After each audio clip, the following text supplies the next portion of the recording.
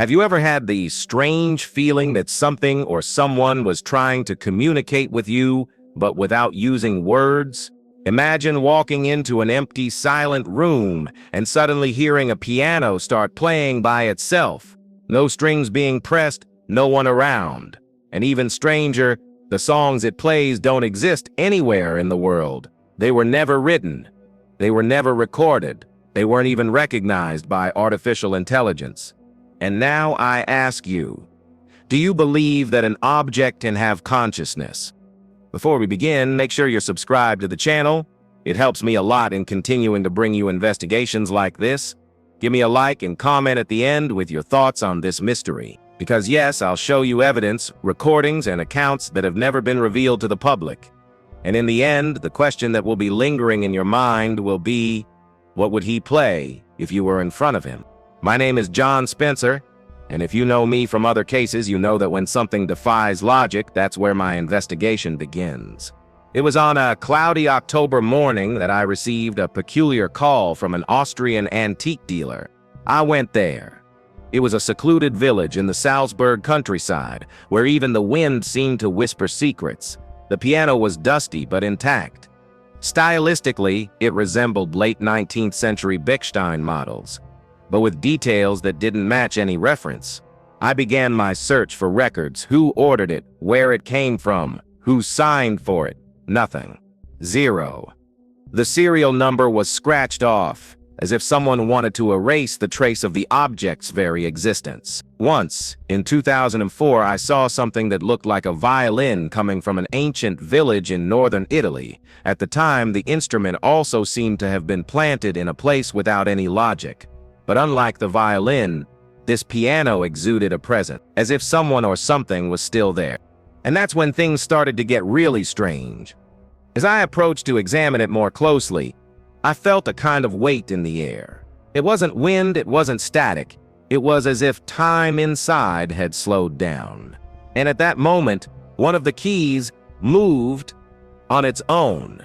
But what happened next is something I still hesitate to recount without thinking twice about. Soon after that initial scare, I contacted two experts in restoring historical instruments, trustworthy people familiar with pieces from the 18th, 19th, and even older centuries. I took the piano to a studio in Vienna under escort since, strangely, the brakes on the van transporting it failed for 2 full minutes.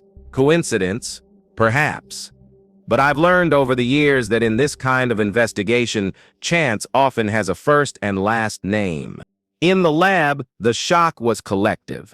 The piano's parts were made of typical 18th century walnut, but the internal mechanism was clearly more modern, something from the 1920s. The ivory covering on the keys, however, pointed to ancient use, but without the natural signs of degradation, as if it had been aged selectively. "This is a musical Frankenstein," said one of the technicians, and I knew conventional science wouldn't be able to explain it all. I decided to go beyond the laboratories. I took photos and samples to a group of historians specializing in esoteric artifacts. One of them, curious, pointed out that the carved symbols were very similar to protective runes used by 19th century secret societies, and there was even a tiny signature on the inside of the lid, SV. To this day, we can't determine whether it was a name, an acronym, or a warning. But something told me this was more than just an old piano. It was a capsule. And then you wonder, how can something so physical, so tactile, withstand the test of time without any official documentation, without any digital traces, and yet exist? It's as if the object had passed through different timelines. And I say this because over the next few nights, as I tried to understand who built it, I began to notice a pattern in my dreams. A pattern that coincided with the reports of those who approached the piano as well. The first person to report that the piano was playing on its own was a restorer named Elise Hoffman, a skeptical, practical woman, the kind who doesn't succumb to superstition. She told me she entered the living room of the property where the piano was stored alone, for what was supposed to be just a routine inspection. She left the door ajar and went to check the pedals. When she stood up, the melody began. a slow, sad sequence of notes she had never heard before. Elise thought she was going crazy. She searched for speakers, transmitters, any kind of hidden electronic device. Nothing. She grabbed her cell phone, but as happens in these cases, the battery died even though it had been full minutes before. The sound, she said, was enveloping, almost hypnotic. It was hard to tell if the piano wanted to be heard or if it was trying to communicate, and most curiously, the melody had a complex harmonic structure reminiscent of someone with deep musical knowledge. I went to the mansion, which was already sealed. She was still trembling as she told me, as if the sound still echoed within her. I asked her to try to reproduce the melody, but all she could do was draw a passage from the score on a napkin as if it had been imprinted in her mind. When I reviewed that passage with a conductor friend of mine, he said, "John, this doesn't sound like anything I know, but it's incredibly well constructed. What intrigued me most was the use of modulations, which not all composers master. You know, throughout my career, I've learned that there are places that hold memories, sounds, images, even smells, as if they were cassette tapes recorded by time. But in this case, it wasn't the place that was playing the music. It was the object. And then I began to wonder, if the piano is playing, who is composing? It was this question that led me to analyze music, and what I discovered next changed. I decided to record whatever the piano was playing. I set up omnidirectional microphones and left the equipment running for 7 nights straight. On the third night at 2:47 a.m., the piano began. A melancholic piece full of dissonances and abrupt time signature changes. It sounded improvised, but it was too refined to be a coincidence. I took the audio files for analysis, and that's when I discovered something startling. None of the songs existed in known recordings. I consulted international databases, conservatory libraries, and even AI algorithms to identify patterns. Nothing. Zero. It was as if the compositions appeared out of thin air. And even stranger, the themes changed with the moods of those near the piano. On a night when I was particularly irritated, the melody was dry, cutting, almost aggressive. When I entered calmly, he played something almost liturgical, with soft notes that made me cry without understanding why. I spoke with experts in Baroque, Romantic, and modern composition. They all said the same thing. The works had elements from all these periods, but were new and extremely human, as if they conveyed emotions we couldn't name. One of the pieces recalled the lament of a grieving father. Another felt like the euphoria of a reunion.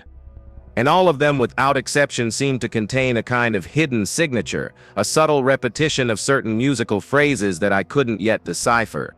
It was then that I began to suspect, what if these songs weren't just unknown, but never before composed? What if the piano was channeling something or someone, composing in real time like a sound medium? It was a bold theory, perhaps absurd, but it was the only one that began to make sense. Even more so after the discovery that would come days later, when a piece of sheet music appeared where it shouldn't have. The first score appeared on the 7th day, left on top of the piano as if someone had just written it. Aged paper, fresh ink. The notes were as precise as those the piano played alone in the wee hours of the morning. But the detail that gave me goosebumps was the name written in the lower right corner.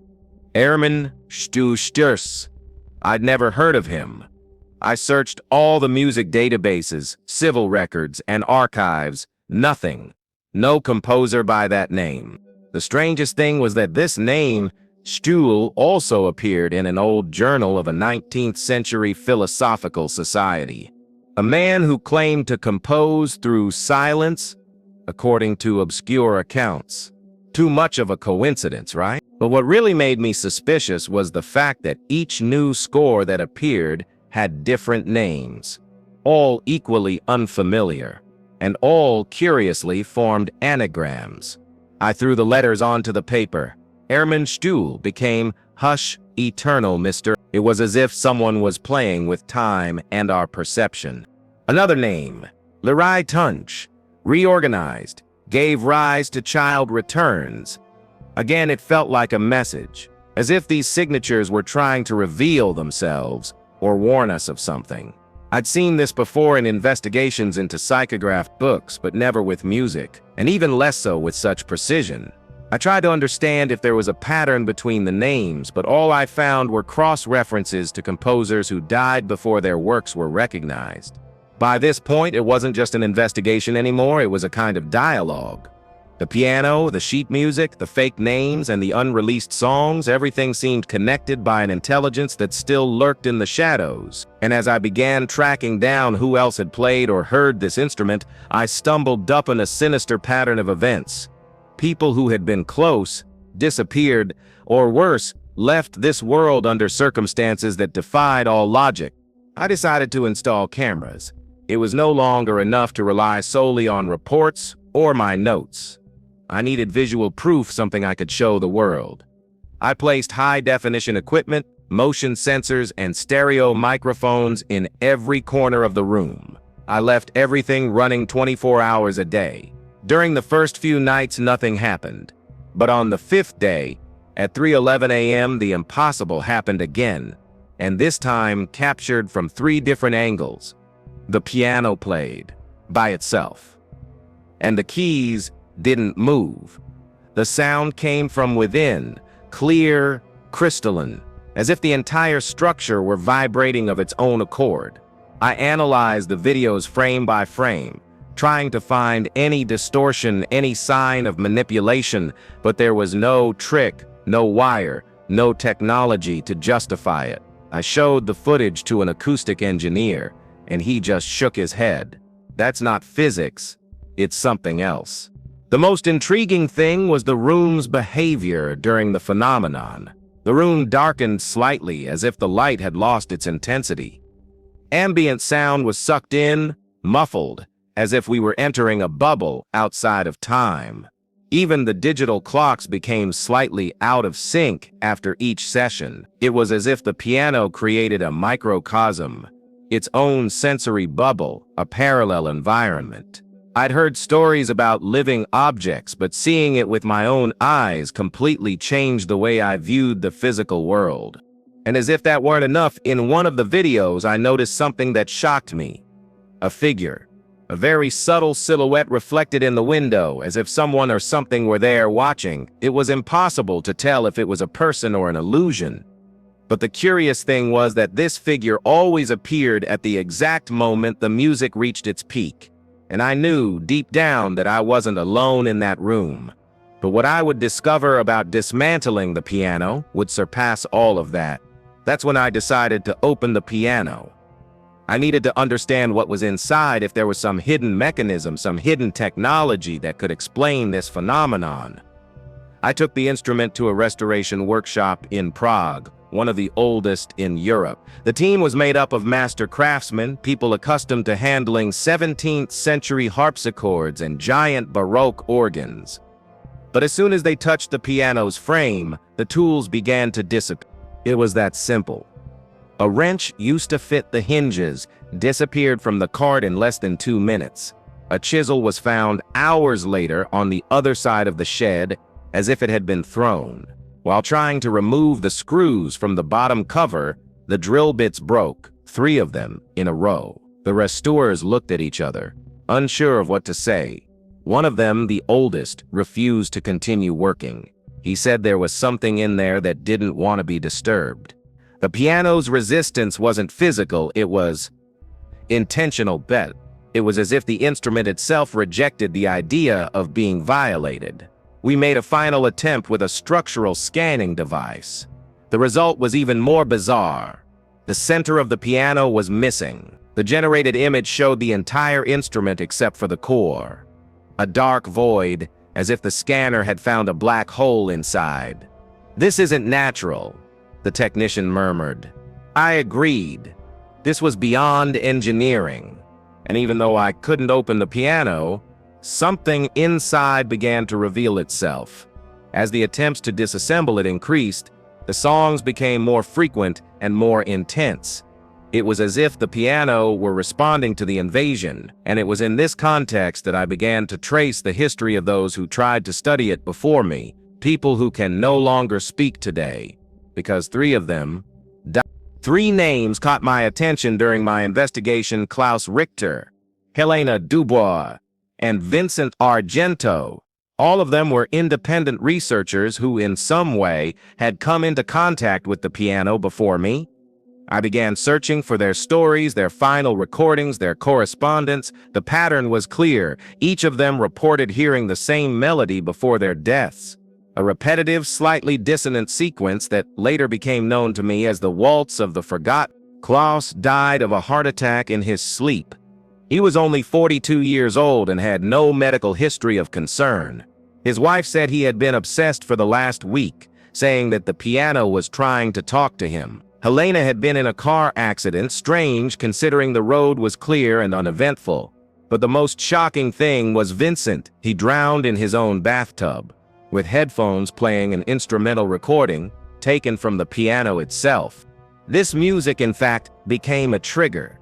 When I played the recording to a group of volunteers, I noticed that many experienced physical reactions: tremors, rapid heartbeat, cold sweats. One woman began to cry uncontrollably after 17 seconds of listening. A man, a professional musician, left the room shouting that someone was there with him. I began to suspect that the piano wasn't just emitting music, it was encoding emotions, pain, and trauma. A kind of highly charged emotional transmission. And the most disturbing thing was this: it wasn't enough to investigate the instrument. Now I needed to understand what it did to those who approached it. Because it was no longer about the sound it emitted, but about the emotional frequencies it evoked. And if there was a mind behind this, I needed to find it. Before the piano played, it was during a silent early morning, fueled by strong coffee and heavy doubts, that I noticed the pattern. I began to compare the times, melodies, and emotional states of the people near the piano. And what I found was frightening. The instrument didn't just react to the environment, it adapted to the emotions present. When someone entered in anguish, dissonant, heavy chords emerged. When the mood was one of longing, slow, tearful melodies appeared. It was as if the piano read the soul. I spent days observing this connection. One of the assistants, Marta, arrived to work shortly after a fight with her brother. The piano played a tense piece with abrupt pauses. It seemed as if she were debating, arguing. When she entered peacefully, we heard an almost childlike sequence: sweet, serene. This couldn't be a coincidence. It was as if the instrument wasn't just playing, but interpreting what we were feeling. And this was a crucial clue. Perhaps the piano's secret was linked to unresolved human emotions. I remembered an old case about a mirror that supposedly reflected people's fears. But the piano went further. It transformed emotions into music, almost like an invisible therapist or a judge. I began to wonder, what if the people who died had been exposed to the intensity of their own pain, as if the piano served as a sonic mirror for what they most concealed? An ancient and sensitive mechanism, unforgiving of internal wounds. And when I began studying the scores that emerged after intense sessions, I realized they all carried the same hidden theme: guilt.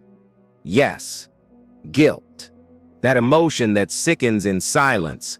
A recurring melody, with slight variations, always emerged after episodes of emotional tension. And this pattern led me to seek answers outside of science in places not every researcher dares to venture. And that's when I met a medium. Her name was Amelie Bruckner, a sensitive medium known for her collaboration on historical cases in Vienna and Prague. I met her through a recommendation from a former police colleague who swore she had helped find the whereabouts of a missing child simply by touching her toy. I confess I'm not one to immediately seek spiritual answers. But when logic fails, we learn to listen. And at that point in the investigation, I no longer had much to lose. I led Amelie to the piano. I didn't tell her anything about the case, the strange events, or the deaths. I wanted to see what she would feel on her own. As soon as she entered the room, she stopped. Her face became serious. Her eyes glazed over as if listening to a distant conversation. "There are so many here. So many," she said, "all waiting for a chance to be remembered." I shivered. She approached the piano and, before even touching it, began to cry. They were not heard. Their music was never played in their lifetime. According to Amelie, the piano functioned as a conduit, a point of convergence between the material and emotional worlds. It was an instrument of passage, of expression for forgotten souls. Composers who died poor, wronged, ignored, their melodies never found the stage, but their feelings, those remained. And that was what the piano accessed, not the works, but the pain. Every note is a muffled cry from the past, she said, her hands trembling. They don't want revenge. They want to be heard. At that moment, everything began to make sense. The unreleased songs, the hidden signatures, the emotional reactions, the resistance to openness. It was as if each piece of this puzzle was falling into place. And if this piano truly was an echo chamber for forgotten voices, what else was it trying to reveal? Little did I know that the next step in my investigation would lead me to an ancient legend, a forgotten curse that connected it all in a way that made me doubt reality itself. I'd heard of curses attached to ancient objects, paintings, jewelry, even books. But a piano? That seemed far-fetched, until I found an ancient, dusty manuscript hidden in the collection of a private library in Vienna. The text mentioned a certain Der Namenlose Komponist, the nameless composer. According to the story, this man made a dark pact in the 19th century. He would accept oblivion in exchange for sonic eternity. His music would span generations, but no one would ever know his face. The manuscript described this composer as a genius rejected by the musical elite of the time. It was said that he wrote works so complex and profound that conductors refused to perform them. Outraged, he resorted to a forbidden ritual, something involving the blood of an animal and a piano hammer. Legend had it that his spirit would inhabit the instrument, and that over time other forgotten composers would join him, forming a chorus of invisible laments. The most chilling part? One passage spoke of a piano that would sprout from the ground without origin, always appearing wherever there was silence, sadness, and injustice. It hit me like a punch in the gut. It was exactly the pattern I'd been seeing. The piano would appear, play, affect emotions, and disappear or destroy whoever tried to control it. I began to wonder if that piano was the instrument of legend. If so, what did its reappearance mean now in our time? And what's more, if the pact said he would accept oblivion, why was the piano leaving clues? Anagrams, signatures, sheet music. Could this be the composer's way of breaking the curse, of finally being remembered? The idea haunted me for days, and just when I thought the mystery couldn't go any deeper, the piano did something that until then seemed impossible. It fell silent. And not for hours, but for entire days. Everything stopped on June 17th, exactly at midnight. The piano, which had played for weeks without missing a single dawn, fell into absolute silence. And it wasn't just the music that disappeared. The atmosphere changed. The room became cold, windless, devoid of external sounds. Not even footsteps echoed the same way. It felt like time had taken a step backward, as if the world held its breath, and no matter how much we waited, recorded, or provoked, nothing happened. I stood there for hours. I waited, clapped, brought in different people, tested ambient sound variations, no response. For 7 days, that piano gave no sign of activity. Some technicians said the phenomenon was over, that perhaps we had exhausted the power, or that the instrument needed to recharge. But for me, this was different. It wasn't a blackout. It was a deliberate pause, as if something was being prepared or evaluated before taking the next step. And then in the early morning of the 8th day at 3:33 sharp, it all started again, but not as before. The melody was now imposing, almost triumphant, with full chords, classical harmony, and at the same time, the recording from that night was analyzed by a Hungarian musicologist who described the composition as a funeral mass for someone who is still alive. That phrase stuck with me. It seemed as if the piano was performing some kind of ritual, as if sealing something, perhaps closing a cycle. It was then that I noticed an important change. Next to the piano, where before there had been only dust, a new score appeared. Unlike the others, this one was dated 17, bore 6 the same day he fell silent. But there was no signature, just a phrase written in Latin, "Meminisse te oportit," you must remember. It was no longer just an instrument, it was an intelligence trying to say something. But what exactly? The answer, perhaps, lay in the documents that disappeared soon after. I decided to store the new score in a fireproof safe, inside a monitored room, in the same building where I keep files on other historical cases. I took every possible precaution. I scanned the document, created digital copies, and left backups in 3 different locations. But the next day, the original was gone. The safe hadn't been tampered with. Security cameras showed nothing but static interference between 3:32 and 3:35 a.m., exactly the time the piano had started playing again on the 8th day. Worse still, the digital copies were also corrupted. The file kept crashing. Upon opening, a black screen appeared, with noise and distorted audio in the background, an almost childlike laugh mixed with bass notes. That's when I contacted an encrypted file specialist who attempted to restore the data.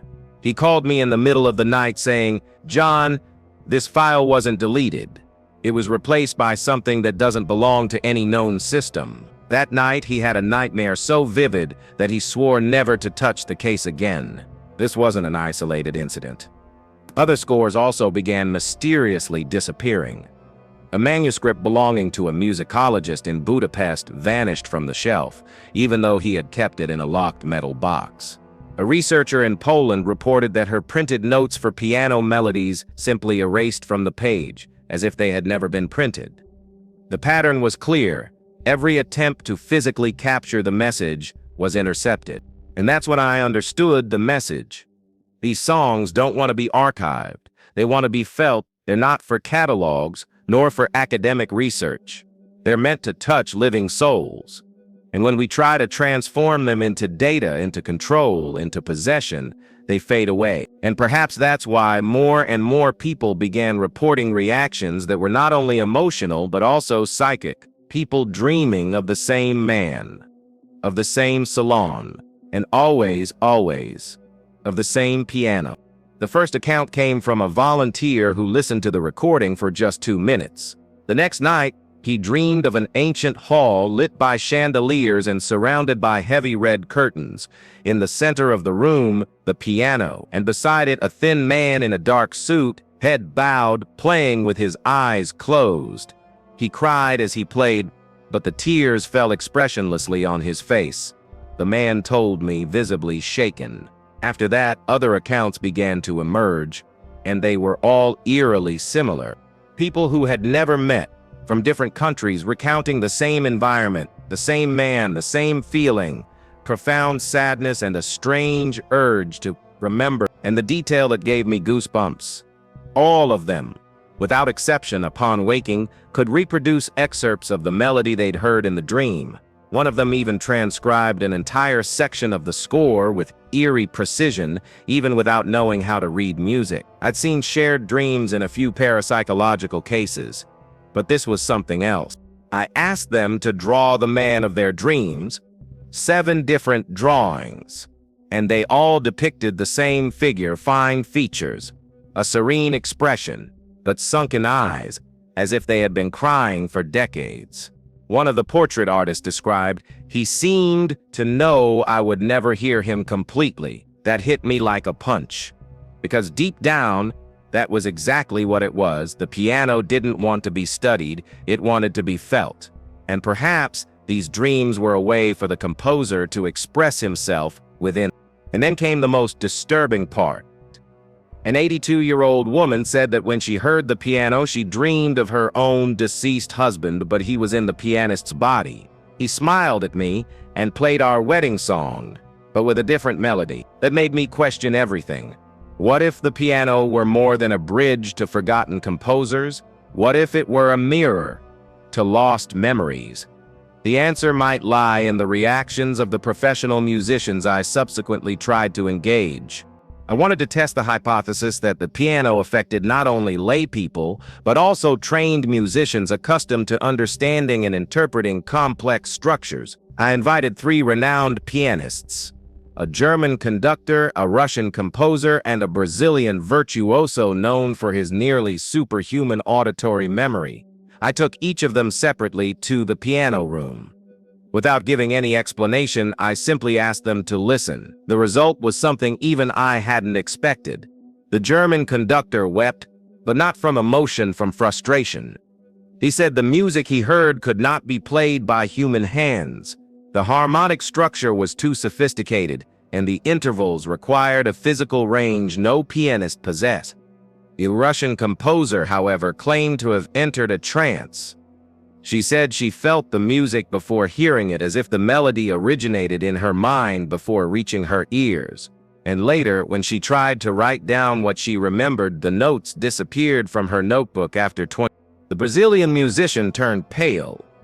He said the piano was playing a piece he himself had secretly begun composing but never finished. "How is that possible?" he asked me. "This music only existed in my head." That confirmed something I'd already suspected. The piano wasn't just a supernatural speaker. It was a mind reader, or perhaps a soul accessor capable of capturing what was never spoken or written, only felt, and that changed everything.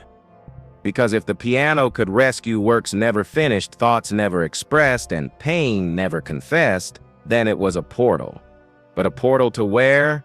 And who or what was on the other side, watching, waiting? These questions began to take shape when a recording captured something no one expected, a visit from a hooded figure in the dead of night. It was an ordinary morning, or so it seemed.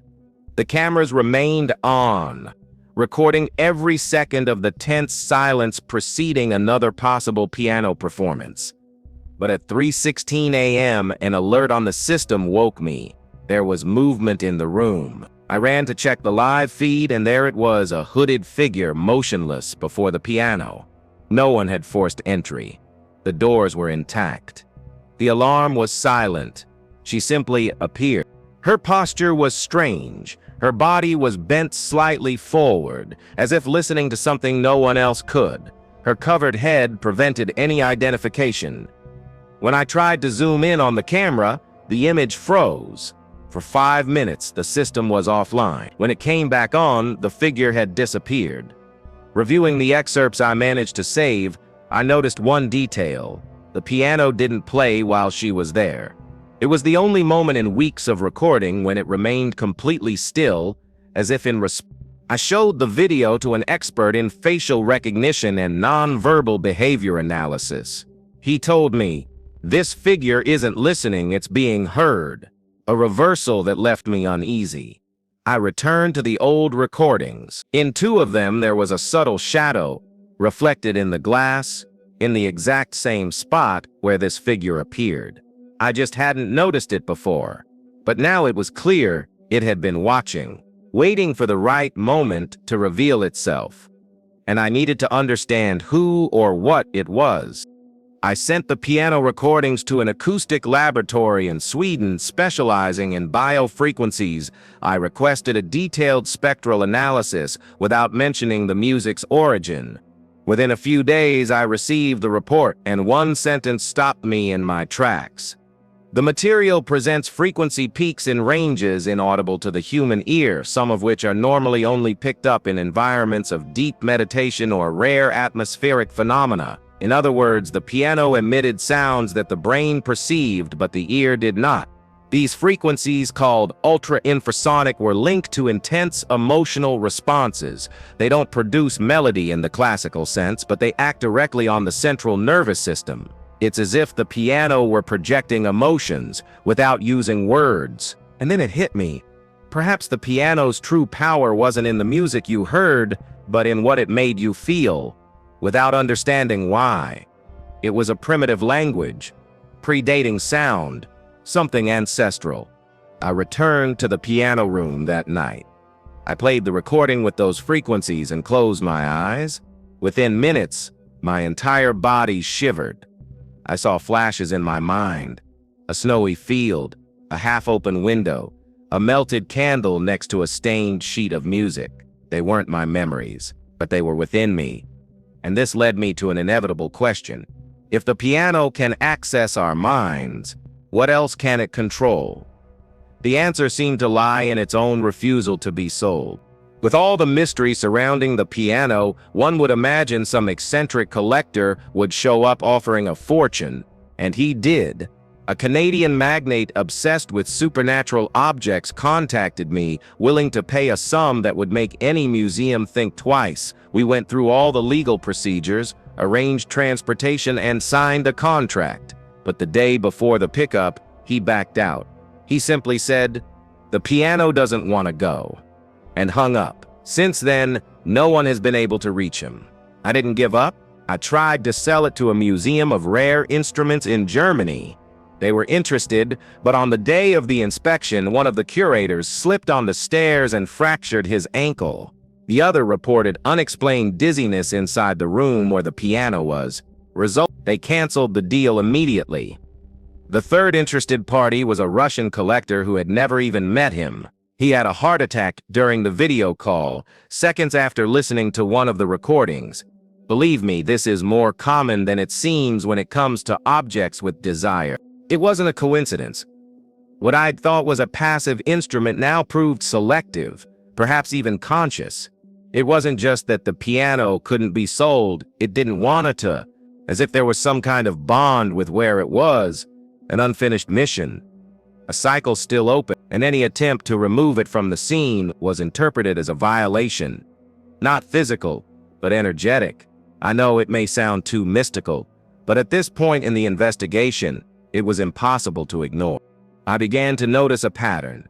The piano only played in the presence of people with intense emotional burdens. It wasn't enough to just be near, you had to feel something strong. Fear, regret, longing, anger. If someone entered the room in a neutral state, nothing happened. But all it took was a blank look, a lump in the throat, and the notes began to emerge, as if the piano were inhaling the emotion and blowing it back out as a melody. It was as if it needed fuel. I once took a young woman who had lost her father a few months earlier. She sat silently without saying a word. The piano played a slow, delicate piece that brought tears to her eyes before the first verse was over. When it finished, she looked at me and said, "That was the song my father used to hum to me when I was afraid to sleep." But the song never existed. At least, not outside her memory. And that's when I understood the piano doesn't create, it translates. Another episode involved a man who had cheated on his wife and was haunted by guilt. He'd barely walked through the door when the piano exploded into dissonance. The keys didn't match any conventional harmony. It was like a musical scream, disjointed, accusatory. He fell to his knees, saying he felt as if he were being judged. I didn't need to say anything. The piano had already said it all. This wasn't a scientific test. It was a spiritual experience, personal, non-transferable. And the more I saw, the more I became convinced that this instrument didn't just play music, it touched the essence of whoever dared to stand before it. But there was one final mystery, the most profound of all. Because amidst so many emotional translations, there was something no one could answer: who was really composing these songs? And why were they only now being heard? This question haunted me for weeks. Who is behind these compositions? With each new melody, each new score that mysteriously emerged, I felt further from the answer. At first, I thought it was simply a spiritual phenomenon, a forgotten composer, perhaps a group of tormented souls.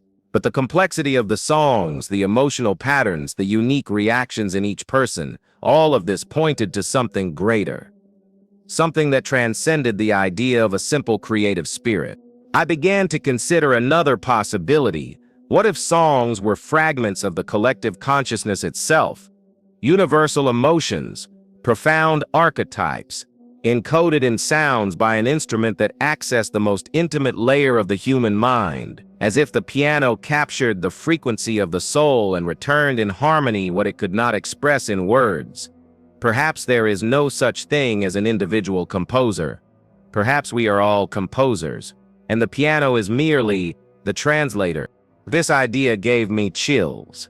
What if the piano is the result of an experiment? Not human, not earthly, created to record everything we feel and forget. A kind of recorder of emotional existence. A musical diary of humanity where each note represents a memory yet to be healed. Because, after all, who among us hasn't felt an unspoken pain, an unresolved longing, or a guilt that couldn't be contained? The piano played this, and perhaps precisely for this reason, it couldn't be understood, only felt. And this is where I leave you with the same question that's haunted me since the first day I heard that single key move. What if you sat down at this piano? What would it play for you? But before I say goodbye to this case, there was something important I needed to tell you, something that will make you think about the world in a whole new way. Now tell me, if a simple piano can awaken such deep memories, pains, and secrets, what else is there around us trying to communicate with us but that we choose to ignore? How many melodies in your life have you left without sheet music? What feelings have you locked away so deeply that you no longer even notice them, but that are still there waiting to be heard? Maybe this piano isn't just a supernatural mystery. Maybe it's a mirror of what we pretend we've forgotten. So I ask you, what is your inner piano trying to play that you still refuse to hear? If this story made you think differently, comment below. I want to know, do you think this piano is a spiritual, scientific, or psychological phenomenon? Or all of the above? Subscribe to the channel, activate the bell, and leave that like. Because there's a lot the world can't explain, but I keep investigating to show you. And I guarantee you the next case will mess with your mind even more.